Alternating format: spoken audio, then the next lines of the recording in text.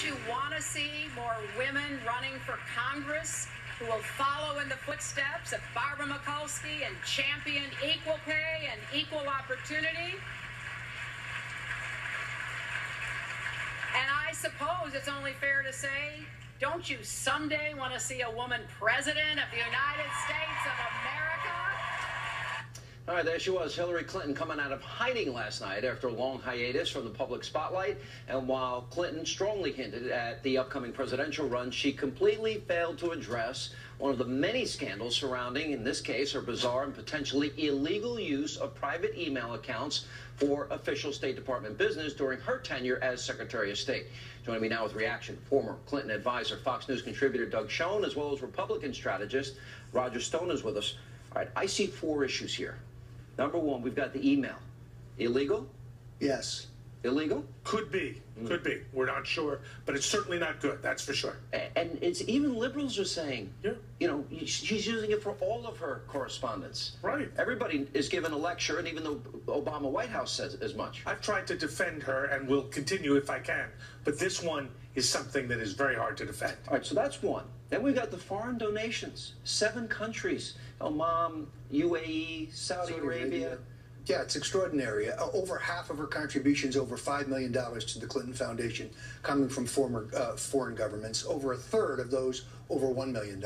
Sure. All of which would be illegal in a presidential campaign, of course. So they're paying their bribes up front. Sean, the issue to me is, were state sponsors of terror giving to the Clinton Foundation? If the answer to that is yes, it is a very serious problem. So as you look at the list of countries, what are your thoughts? My thoughts are that it's more likely than not that state sponsors of terror were contributing to the Clinton Foundation. And how much of this money, so she's Secretary of State, how much of this money is coming, I agree with you. This is why these countries giving money to the Clintons, because they're nice and they're charitable, they're kind, they care about the foundation. They're buying influence. They want to buy influence. They're buying influence and access. To be fair, at a big amount, with a big amount of money. To be fair, now, while it's legal. To be fair, and I think, Roger, you concede this, some of the money was used for philanthropic programs that did good around the world.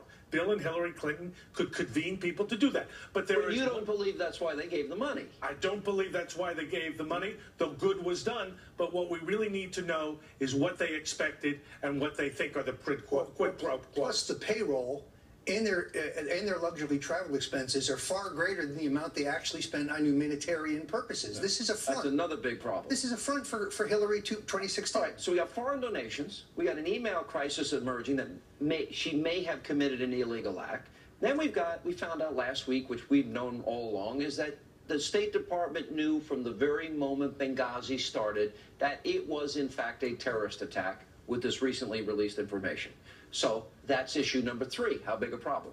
A big problem. And I think that Trey Gowdy and the House Republicans are making slow progress at getting to the truth, and the truth is going to be devastating. And she will probably be called to testify. I think given the existence of private emails about Benghazi, she has additional questions, Sean, that must be answered. Well, it's that, and what else is there? And she turned over, what, 50,000 emails? Which ones didn't she turn over? Well, and which ones went to, say, heads of state, foreigners, private citizens, where there is no record of them? Well, particularly in the wake of the Petraeus prosecution. Right. He's charged with improper storage of national secrets. She's got national secrets. She's got classified documents in her email. In her email.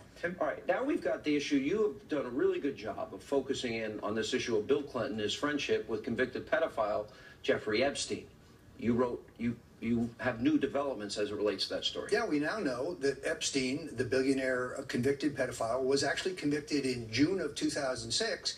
Yet in July of 2007, he made a contribution to the Clinton Foundation. A convicted pedophile then donated after the fact. Right, which means they knew about his status at the time they took the money. Now, when Elliot Spitzer, hardly a paragon of virtue, got a contribution from Jeffrey Epstein, even he returned the money. So they have this tainted money. My question's obvious. Are they going to return it? That's a pretty big deal. A convicted pedophile. And here's the bigger problem.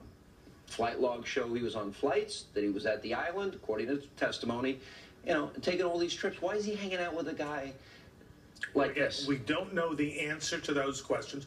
All we know is that Ms. Roberts has said she didn't see Clinton do anything untoward, and she did not have any relations. So with his background, we're supposed to believe that he was at this island where all this activity with young women is going on, and Bill Clinton, of all people, was an innocent just observer of all the activities. Nothing has been proven as of yet.